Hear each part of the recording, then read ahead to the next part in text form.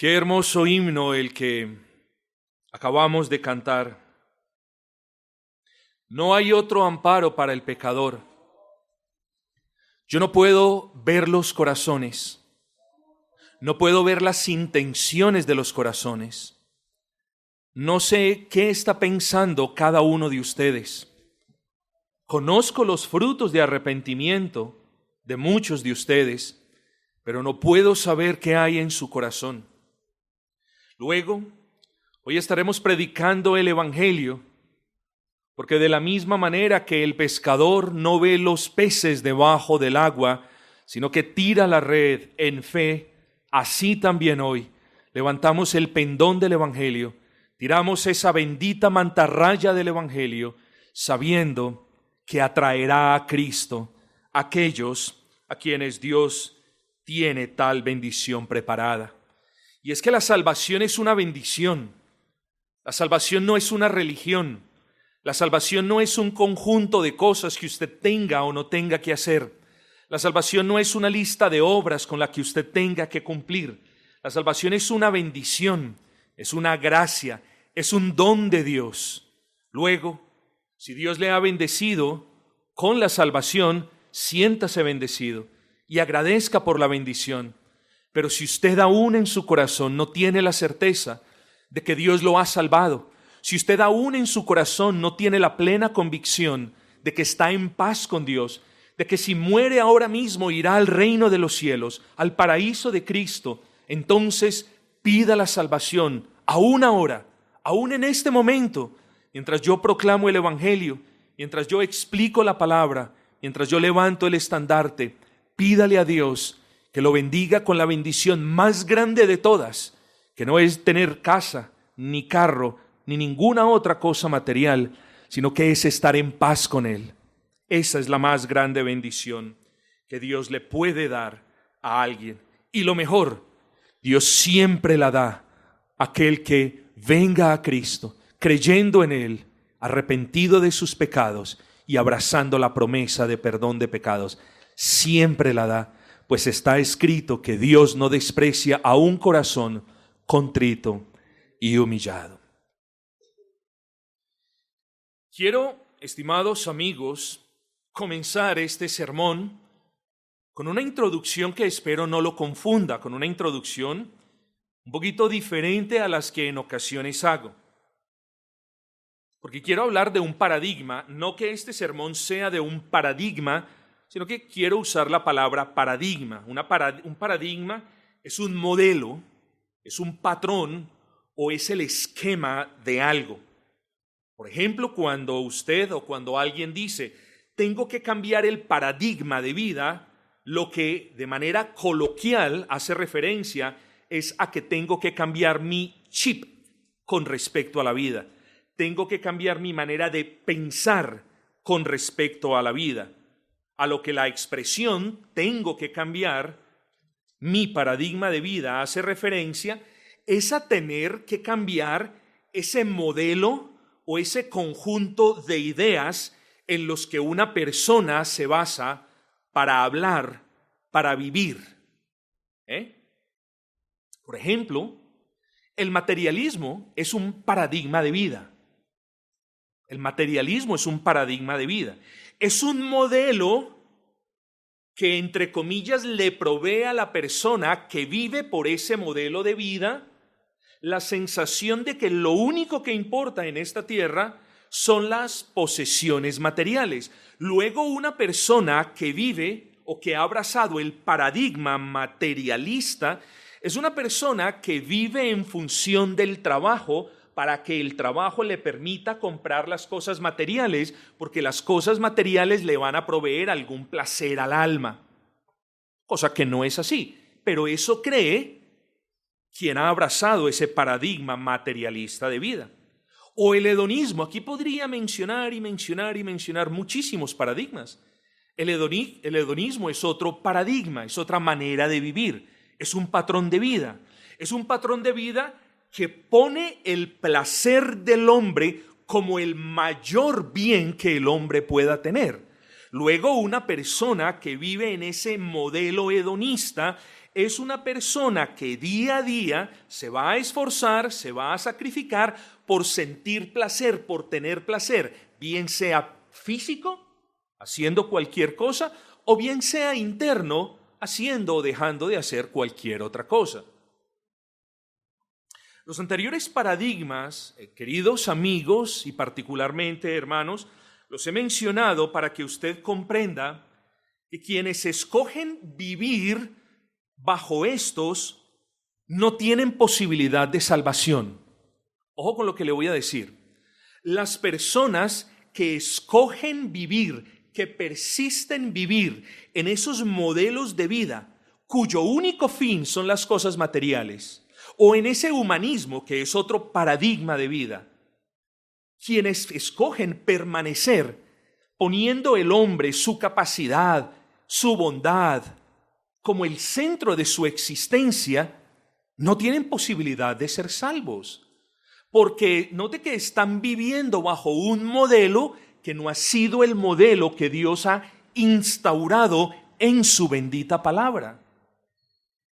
Así que es muy, pero muy importante decir que los paradigmas del mundo, los modelos de vida que el mundo ofrece, el materialismo, el consumismo, el hedonismo, el ateísmo y todos los demás, son modelos de vida letales, letales para su alma, engañosos para su ser. Por ahora le proveen cierto placer y cierto bienestar, pero esos placeres y esos bienestares no son eternos, son pasajeros. Están aquí y ahora, pero se van a desvanecer algún día. Y espero que cuando se estén desvaneciendo usted pueda ver la necedad de estar en ellos. Lo que pasa es que la gente solamente ya los ve cuando ha sido demasiado tarde, cuando ha cruzado el río de la eternidad, cuando ha estado ya en los campos del más allá, cuando ya no hay nada que hacer, cuando no hay segundas oportunidades. Pero hermanos, dejemos de hablar de eso. Quiero hablar de un paradigma, de un modelo, que es muchísimo más peligroso que los anteriores que hemos mencionado.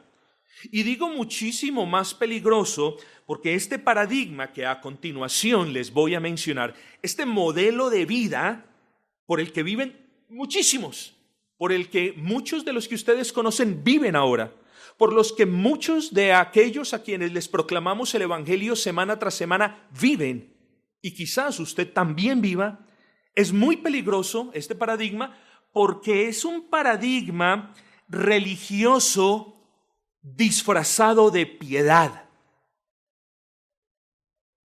Luego es más peligroso que los demás. Los demás se presentan por lo que son. Este paradigma no se presenta por lo que es. Se presenta de algo muy bueno, pero en realidad es algo religioso no aprobado por Dios. No se le olvide, lo que le voy a mencionar a continuación no es peligroso, no es dañino, no es amenazador, es letal para su alma, es mortífero para su alma, es funesto para su vida. Bueno, pastor, ¿y cuál es ese paradigma tan peligroso? ¿Cuál es ese paradigma más peligroso que el hedonismo? ¿Cuál es ese paradigma más peligroso que el materialismo? Hablo del paradigma de me tengo que esforzar por hacer obras para que Dios me perdone. Ese es el modelo de vida más peligroso de todos. Me tengo que esforzar, tengo que hacer cualquier cosa que esté a mi alcance para ganar el favor de Dios. Ese es el paradigma por el que viven muchos. No pocas personas a quienes usted y yo conocemos viven de acuerdo con este modelo de vida. Estas personas creen que no pueden vivir sin hacer sus pequeñas y pobres obritas. Y note el diminutivo que estoy haciendo alusión, porque la persona cree que dejar de comer para dárselo a los pobres le va a ganar algún tipo de favor con Dios. Y si esto es verdad, cosa que no es verdad, tenemos a un Dios que no está lleno de gracia, sino a un Dios que demanda obras para poder que Él obre. Luego tenemos a un Dios diferente al Dios de la Biblia. El Dios de la Biblia no requiere nada de usted para que Él le dispense los favores que su alma necesita. El Dios de la Biblia no requiere que usted le dé 2 o 3 mercados a los pobres, cosa que es buena. Lo que es malo, o quien es malo, es el que cree que dándoselos ha ganado 2 o 3 favores para con el Señor. Este es un paradigma peligroso. Un paradigma peligroso porque millones de personas creen que si no obran, sin sus ayunos, sin sus limosnas, no se puede agradar a Dios.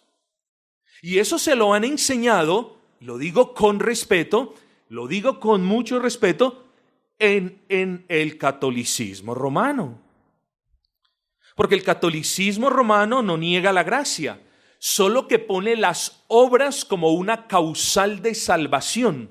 Pero eso no es lo que dice la Escritura. Y ahora lo vamos a ver. La Escritura dice que la salvación es por gracia sin las obras, es decir, excluyendo las obras. Eso nos dice Romanos 3:28.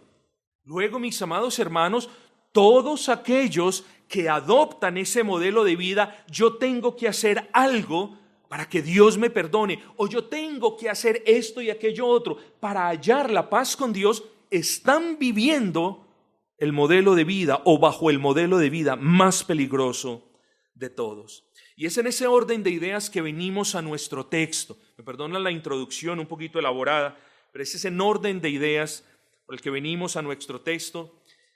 Y les pido que abran sus Biblias en la carta del apóstol Pablo a Tito capítulo 3, versículo 4 y 5.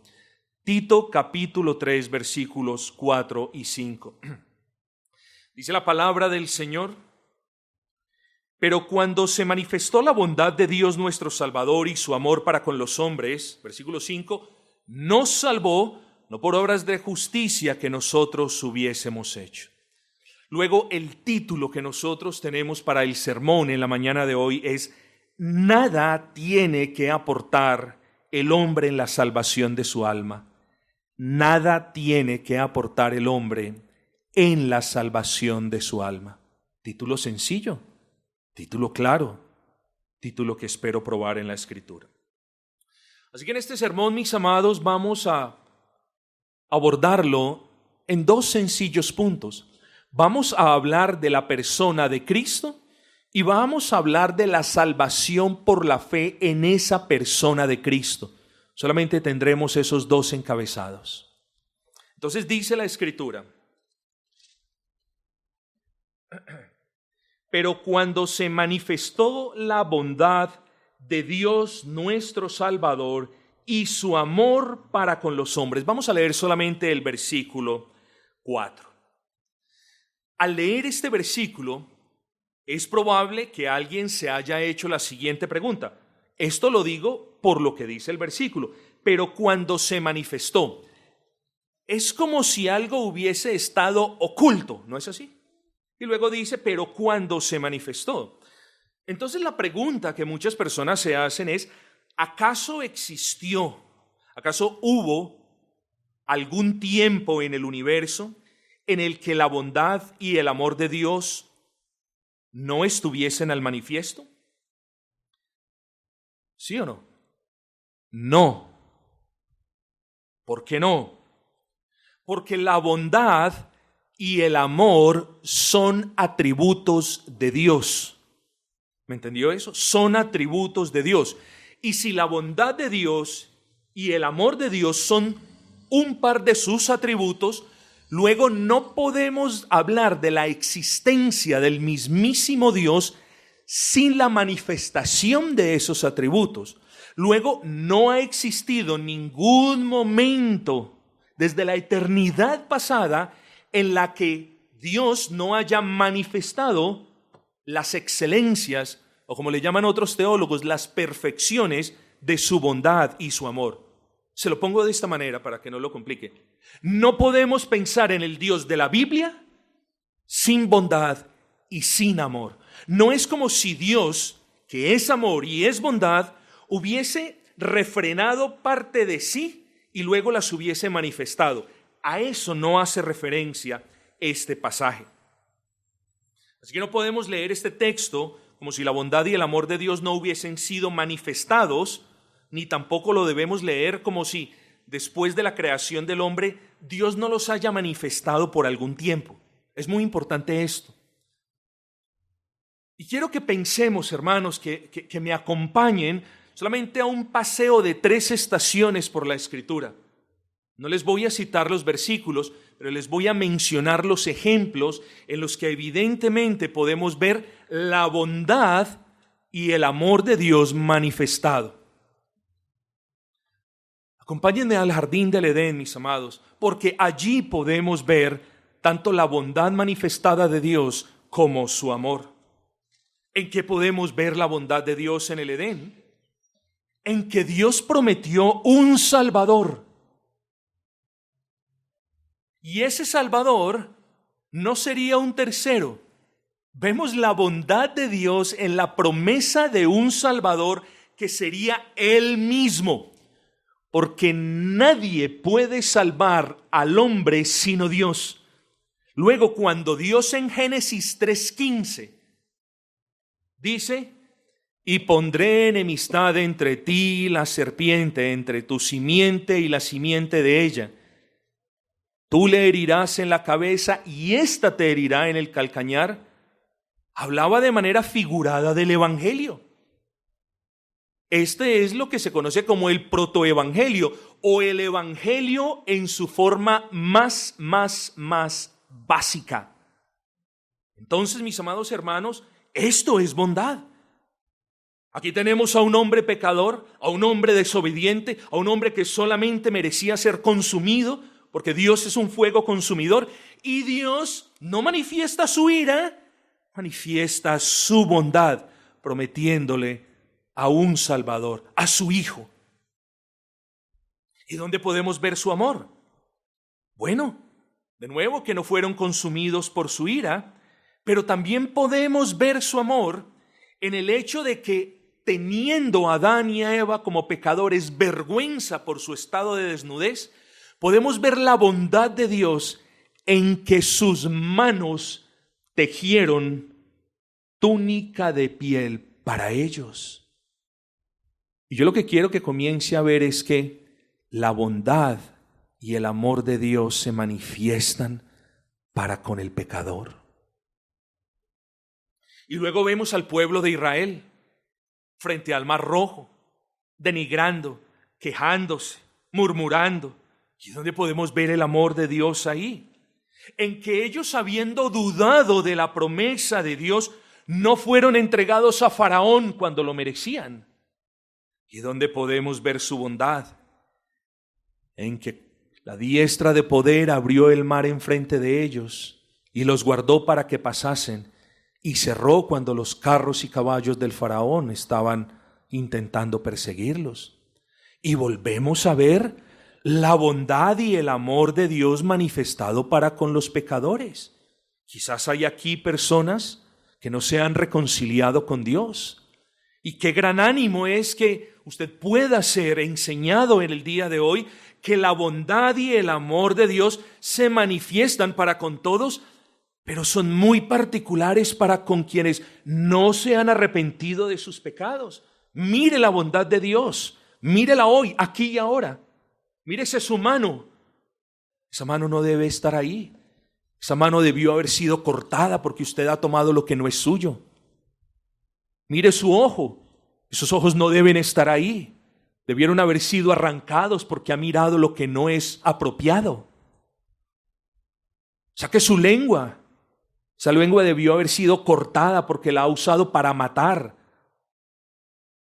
Pero hasta hoy las tiene. Y eso es muestra de la bondad y del amor de Dios, de la paciencia del Señor. Pero no solamente lo vemos, estoy tomando ejemplos muy puntuales. ¿Y qué de Abraham? ¿En qué podemos ver el amor de Dios para con Abraham? Bueno, en que después de haberle dado Dios la promesa a este varón, Abraham no fue desechado por haberse llegado a Agar, la esclava de su mujer. ¿Y dónde podemos ver su bondad? En que pese a lo anterior, Dios cumplió la promesa. Querido amigo, si no fuese por la bondad manifiesta y por el amor claro y diáfano de Dios para con los pecadores, no hubiese esperanza para los pecadores. Pero hoy, al leer este texto, somos recordados de que aún hay esperanza. ¿Por qué? Porque la gracia de Dios se manifestó en la persona de Cristo. Este texto, estimados y amados hermanos, nos está hablando de la persona de Cristo. Este texto nos está enseñando que hubo un momento en la historia en el cual el infinito amor de Dios y su eterna bondad se manifestaron de manera palpable al hombre pecador. Este texto nos está mostrando que la promesa que Dios había hecho 4.500 años atrás, antes de que este texto fuese escrito, se cumplió. Este texto está mostrando la fidelidad de Dios, amados hermanos. Es decir, en este pasaje la Biblia nos enseña que hace más de 2000 años Dios cumplió su promesa y manifestó en carne su amor perdonador. Estoy hablando de la persona de Cristo. Es necesario que usted, pecador, comprenda que aparte de Cristo no tiene esperanza. No venga delante de Dios y diga: Señor, yo he creído en Cristo, pero también quiero colaborar con mi salvación. No se aproxime a Dios diciendo: yo sé que lo que el predicador dijo de Cristo es verdad, pero he aquí también mis buenas obras. No se puede manchar al Cordero Inmaculado con las obras de los hombres. El único sacrificio acepto, el único sacrificio acepto es el sacrificio del Cordero sin mancha. Y la única manera en la que cualquier pecador, como lo decía una hermana en la oración, sin importar cuánto tiempo lleve pecando, sin importar la magnitud del pecado, sin importar cuán grande o grave sea su pecado, la única esperanza del pecador es que Cristo muera por él, porque no hay manera de ser reconciliados con Dios sino por medio de la fe. Es decir, por medio de la certeza que pueda tener un pecador de que Cristo murió por él en la cruz del Calvario, de que Él derramó su sangre por él en la cruz del Calvario, de que Él soportó la ira de Dios por él en la cruz del Calvario. Aparte de esa fe salvadora, no hay obras que valgan. No hay nada que usted pueda decir o hacer que inclinen el brazo de Dios para que Él lo saque del lodo cenagoso en el cual usted se encuentra. Nada. Así que Cristo, mis amados, es la manifestación perfecta de la bondad de Dios, la expresión fidedigna de su deidad, el reflejo inmaculado de su gloria, pero también es la prueba fehaciente de su amor perdonador. Oh, mis amados, ustedes conocen lo que dice Juan 3:16, porque de tal manera amó, dejémoslo hasta ahí. Porque de tal manera amó Dios a ese mundo pecador, que envió a su Hijo unigénito para que todo aquel que en Él crea no se pierda, sino que tenga vida eterna. ¿Qué mayor muestra de amor usted le va a pedir al Señor? La gente del mundo pide muestras de amor mundanas, vulgares, materialistas. Usted me ama, deme aquello esto. Usted me ama, entonces acompáñeme a hacer aquello otro. Usted me ama, entonces présteme esto. No, mis amados hermanos, no hay mayor prueba de amor que un ser humano le pueda pedir a Dios que Cristo mismo. Así que cuando usted crea que Dios no lo ama, piense en Cristo. Porque el amor de Dios se manifestó enviando a Cristo a morir. ¿Por quiénes? Por toda la humanidad. Oh, no. a morir por todos aquellos pecadores que reconocen que no pueden vivir bajo el paradigma de vida: yo tengo que hacer algo para ganar mi salvación, o yo tengo que pagar esta promesa, o yo tengo que dejar de comer, o yo tengo que hacer aquello y lo otro, porque si no lo hago, Dios no me va a ver con buenos ojos. Despierta, pecador, porque por el contrario, los ojos del Señor no son buenos para con aquel que cree que esas obritas pocas y pobres le pueden ganar el favor de Dios. El favor de Dios no lo ganan las obras, mis amados. El favor de Dios para la salvación de los hombres lo ganó uno solo, y es Cristo, Dios mismo hecho carne. Él ganó el favor de Dios para que ese favor de Dios pudiese ser imputado, consignado, dado de manera gratuita a todos aquellos que están en bancarrota moral, a todos aquellos cuyo pecado los distancia del Señor. El único entonces a quien nosotros, o por quien nosotros debemos agradecer, es ese Cristo. Él es la manifestación de la bondad de Dios nuestro Salvador. Él es amor, y Él es la muestra de amor más grande que Dios le ha dado al pecador. Ahora bien, ¿cómo se manifestó Cristo? En el cumplimiento del tiempo. En el cumplimiento del tiempo. Génesis 3:15 fue una promesa.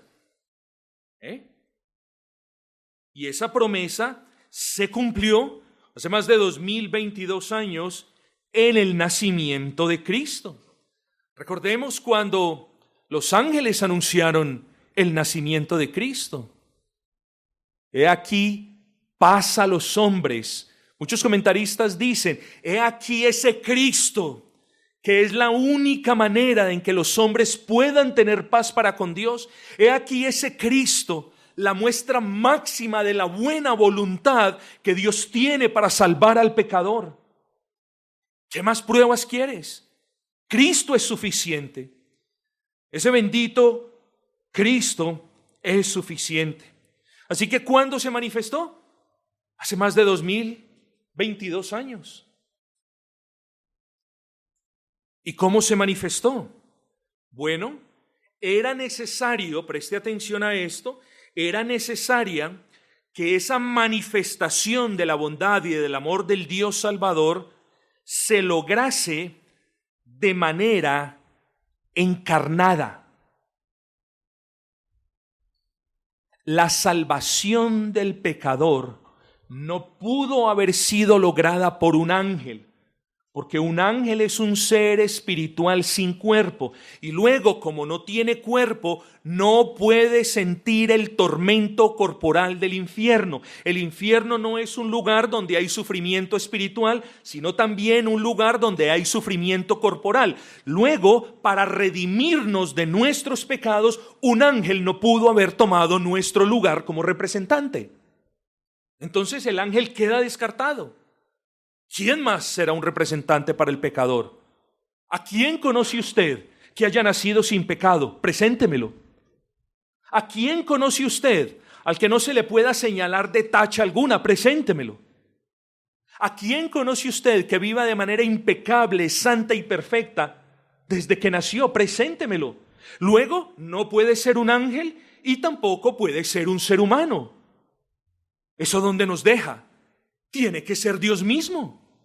Pero la Escritura dice que Dios es espíritu.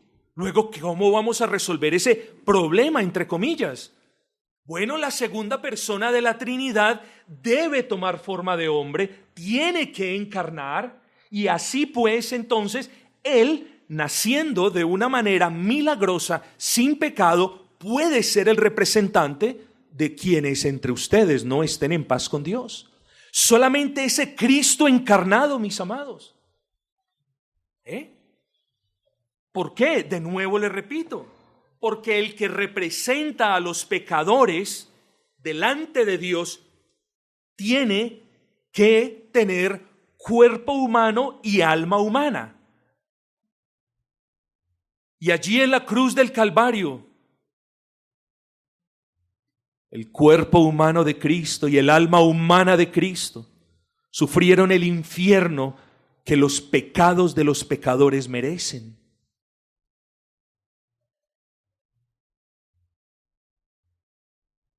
Oh, si usted necesita la salvación, usted debe abandonar ese paradigma, yo puedo colaborar con algo, yo puedo aportar con algo. No, es como decir que un mendigo puede pagar la deuda más grande que pueda tener una nación cuando solo tiene un céntimo en su bolsillo y ese céntimo lo debe. No hay nada que el hombre pueda hacer para salvar. No hay nada que el hombre pueda hacer para ganar el favor de Dios. No hay nada que el hombre pueda hacer para mover el brazo de Dios. No hay fuerza que el hombre tenga para arrastrar la diestra de poder del Altísimo y pedirle que lo saque del hueco, del hoyo de la desesperación. Nada. Luego, ese representante suyo no es un hombre, no es un ángel, es Cristo, Dios perfecto y hombre perfecto. Si usted necesita la salvación, usted debe entender, primero, no puede hacer nada para ganarla, pero segundo, usted tiene que suplicarle a Cristo que sea su representante, que sea Él, Cristo, quien lo represente delante de Dios, porque ese Cristo es tanto Dios perfecto como hombre perfecto. Su Salvador tiene que ser Dios perfecto porque solamente Dios es sin pecado. Y su Salvador tiene que ser hombre perfecto porque su Salvador tiene que sufrir el castigo que sus pecados merecen. Luego, si Cristo no es su Salvador, si en Cristo no está su esperanza, no hay esperanza ninguna para usted, mucho menos las obras. Así que cuando usted escucha el Evangelio y descarta a Cristo, usted en cierta manera, me perdonan lo gráfico, usted está cometiendo suicidio espiritual. Al descartar a Cristo, usted está cometiendo el pecado imperdonable. Al desechar al Salvador, usted está diciendo, mis obras imperfectas, sucias, son más grandes que la obra de Cristo en la cruz del Calvario. Eso es lo que está haciendo todo aquel que escucha el Evangelio y desecha a Cristo. Y créame que hay gente allí afuera por millones desechando la gracia y abrazando las obras. Pero esa no fue la disposición de Dios al diseñar el plan de salvación. Por eso el autor inspirado dice, y no por obras de justicia, dice, que hubiésemos hecho. Es que al hombre le gusta hacer obras. Al hombre no solamente le gusta ser tenido en cuenta, al hombre le gusta hacer las obras, que lo vean haciendo las obras y autoadjudicarse, yo hice esto. ¿Está bien? Nosotros trabajamos, compramos algo. Bueno, gloria al Señor. ¿Qué decimos? Yo me compré esto. No, el Señor en su misericordia me concedió la bendición de tener esto. Yo tengo esta casa, 25 años trabajando, como usted no sabe. No, así no hablamos los creyentes. El Señor me permitió tener esta casa que es de mucha bendición para mi familia y también en la que yo ofrezco hospitalidad. Pero hay algo en nosotros, los seres humanos, que nos gusta adjudicarnos, somos prontos para adjudicarnos el crédito por algo. Imagínese usted, si las obras, si el paradigma de yo obro, luego Dios me salva, imagínese usted si eso fuese verdad. ¿Dónde tendríamos a Dios? Nos la pasaríamos haciendo obras, buscando qué hacer y no buscando al Dios vivo, que es el único que nos puede salvar.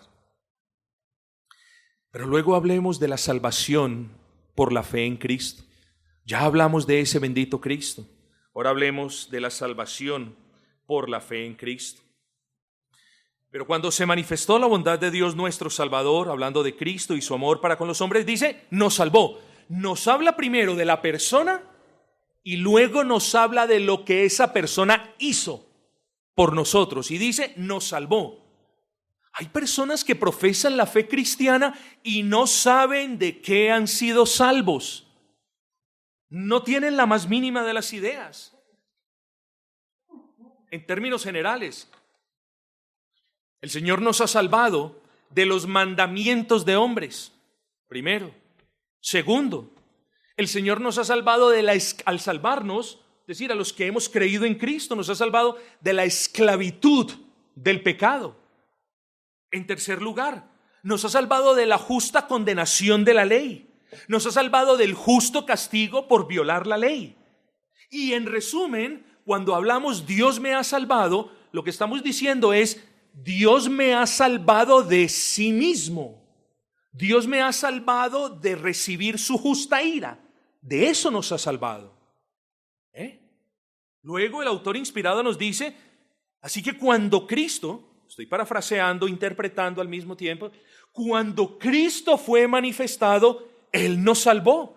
Entonces aquí tenemos a la persona de Cristo y a ese oficio bendito de Cristo como Salvador. Ahora luego, ¿a quiénes salvó? Sabemos que no salvó a todo el mundo, porque no todo el mundo viene arrepentido. Hay personas que aman su pecado y hay otros, para efectos de este sermón, que aman vivir bajo el modelo de vida, yo hago algo, yo aporto algo y Dios me da favores.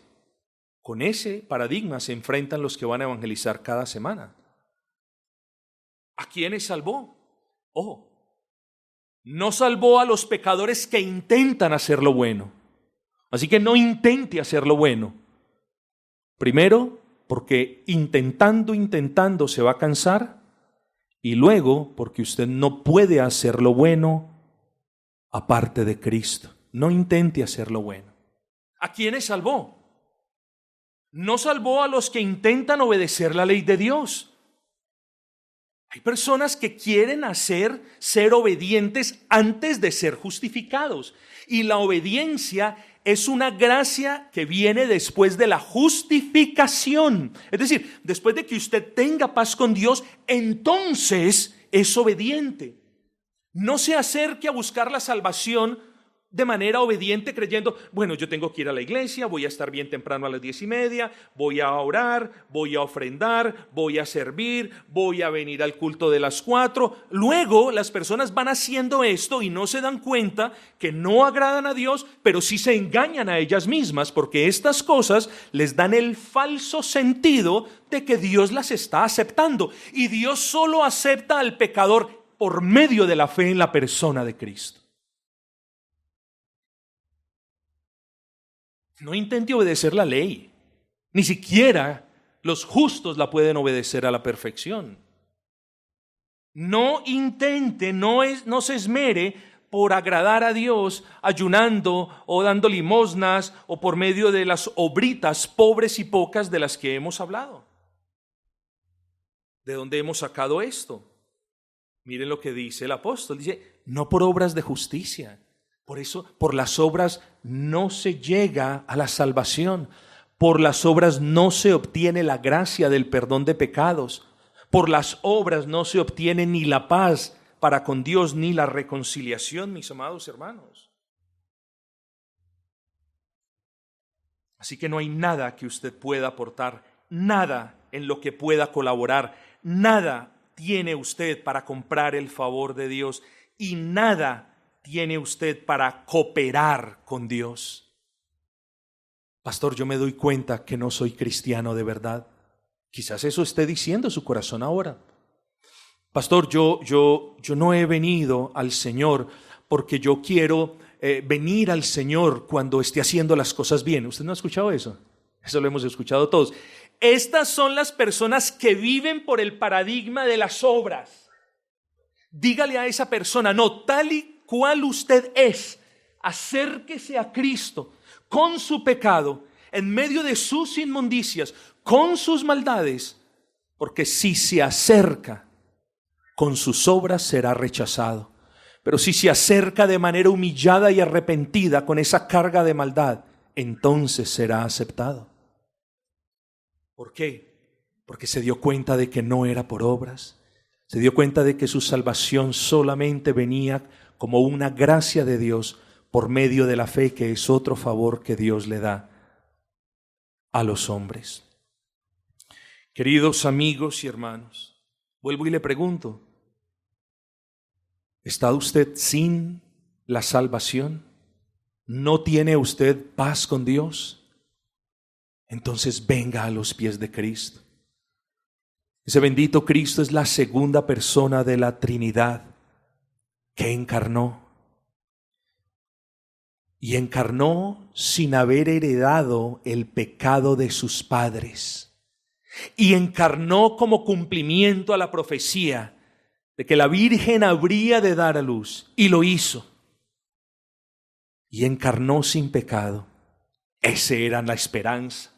¿Y qué pasó después? Continuó viviendo sin pecado. E iba creciendo en gracia delante de Dios y de los hombres. Y fue tentado, mas nunca cayó en pecado. ¿Y qué pasó después? Ese Cristo es.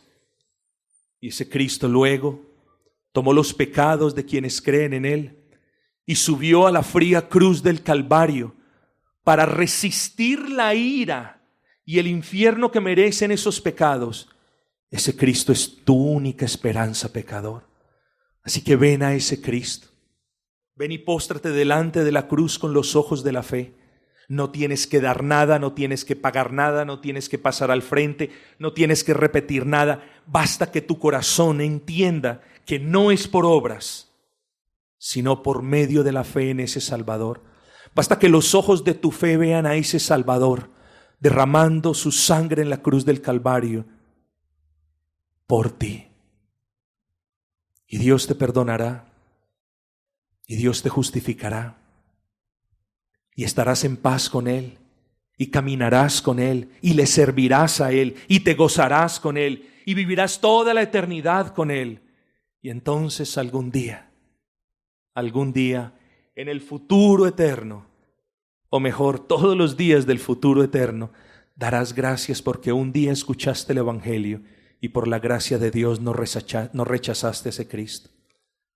Un día darás gracias que escuchaste el Evangelio, y más bien rechazaste ese modelo de las obras que en el mejor de los casos son un vil y sucio trapo de inmundicia. La única obra que le da salvación al hombre fue la obra de Cristo en el Calvario.